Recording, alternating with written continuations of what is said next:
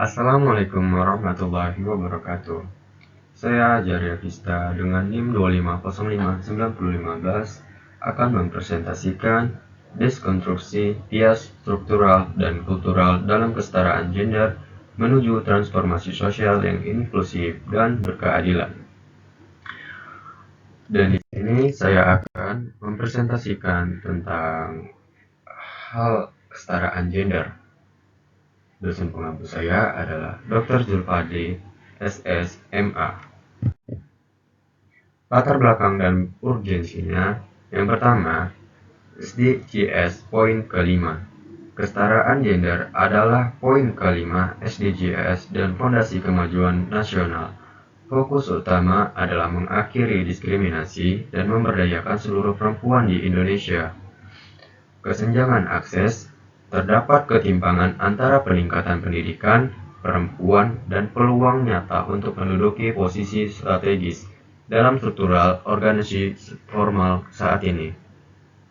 Hambatan struktural, fenomena glass ceiling, dan budaya patriarki tetap menjadi hambatan struktural serta kultural yang menghalangi perempuan untuk mencapai level kepemimpinan tertinggi. Dampak ekonominya, ketimpangan gender berdampak negatif pada pertumbuhan sosial dan ekonomi.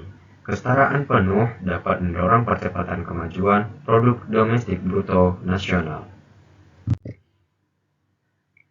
Nah, pertanyaannya, bagaimana faktor struktural dan kultural mempengaruhi kesetaraan gender dalam kebijakan publik saat ini? Apa makna sebenarnya dari hambatan tak terlihat bagi perempuan untuk mencapai posisi puncak dalam dunia kerja?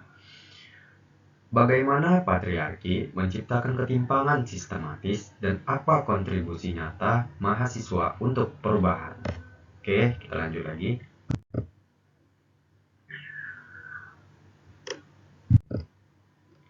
Oke, kita masuk ke dalam tinjauan teoritis. Kesetaraan gender dan SDGs. Yang pertama ada hak asasi mendasar. Kesetaraan gender merupakan hak asasi mendasar bagi setiap individu guna deskonstruksi bias dalam pembangunan. Dan yang kedua, fokus SDGs poin 5. Berfokus pada pemberdayaan perempuan secara menyeluruh sebagai fondasi utama dalam kerangka pembangunan global. Dan yang ketiga, pertumbuhan ekonomi. Krusial bagi pertumbuhan ekonomi global dan berkelanjutan masyarakat yang adil melalui partisipasi setara. Dan yang keempat, ada dampak ketimpangan. Mengurangi dampak negatif ketimpangan gender yang menghambat kemajuan ekonomi dan stabilitas sosial. Nah, kita sudah sampai di hambatan struktural. Fenomena glass ceiling, definisi dan bias rekrutmen. Pasti teman-teman banyak yang tahu apa itu glass ceiling. Oke, di sini kita jelasin. Glass ceiling adalah hambatan tak terlihat bagi karir perempuan akibat bias gender dalam rekrutmen dan promosi jabatan. Yang kedua ada stereotip kemampuan. Stereotip kepemimpinan yang dia seringkali merugikan posisi perempuan dalam mencapai level pengambilan keputusan strategis. Dampak strukturalnya, hambatan sistematik dalam proses rekrutmen di sektor publik. Minimnya representasi perempuan pada posisi manajerial atas. Yang ketiga, kesenjangan dalam pengambilan keputusan otoritas tinggi. Dekonstruksi bias struktural dan kultural dalam kesetaraan gender. Hambatan kultural biasanya itu budaya patriarki. Budaya patriarki melanggengkan dominasi laki-laki dalam struktur sosial dan pengambilan keputusan, membatasi peran perempuan pada ranah domestik, internalisasi, dan ambisi. Keyakinan bahwa laki-laki lebih layak memimpin menciptakan bias yang menghambat ambisi profesional perempuan dalam membongkar hambatan kultural. Oke, kita masuk ke dalam hambatan kultural, beban ganda atau double burden. Yang pertama ada konflik peran utama.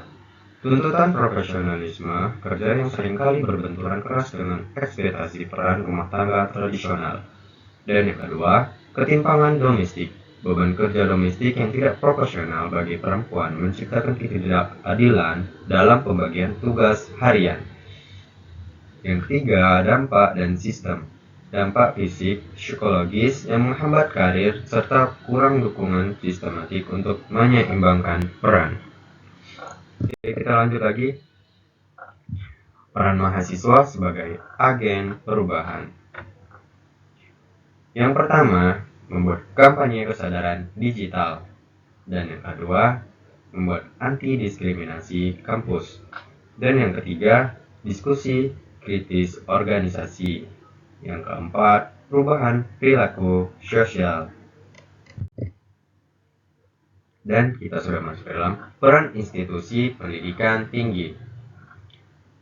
Yang pertama ada kurikulum responsif gender. Pengembangan kurikulum yang responsif dan sensitif terhadap isu gender sebagai langkah vital dalam mendeskonstruksi bias tradisional di lingkungan kampus. Yang kedua, lingkungan aman dan inklusif.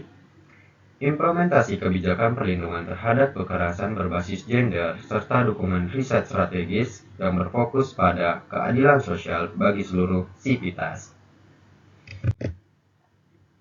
Nah, kita sudah masuk ke dalam simpulan analisis nih. Yang pertama ada simpulan tentang hambatan struktural.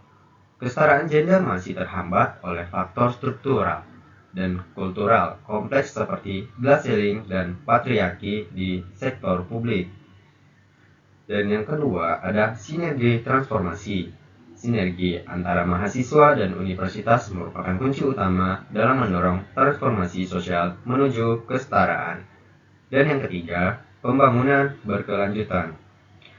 Pembangunan berkelanjutan yang nyata hanya dapat dilalui melalui jaminan kesetaraan bagi semua pihak tanpa terkecuali. Nah, ada saran dan rekomendasi kebijakan. Yang pertama untuk pemerintah, meningkatkan kuota keterwakilan perempuan dan menyediakan fasilitas responsif gender sesuai standar internasional untuk inklusivitas. Dan yang kedua ada perguruan tinggi, memperkuat literasi gender melalui pengembangan ruang diskusi inklusif yang mendukung pemahaman kritis seluruh akademisi.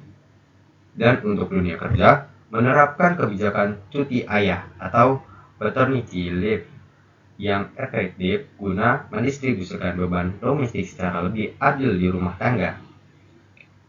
Dan yang untuk mahasiswa, terus aktif melakukan kampanye edukatif yang konsisten sebagai agen perubahan utama dalam menentang bias struktural.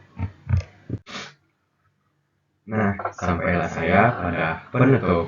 Terima kasih untuk rekan-rekan dan Bapak yang sudah menonton video pada presentasi saya kali ini. Saya akhiri dengan Assalamualaikum warahmatullahi wabarakatuh.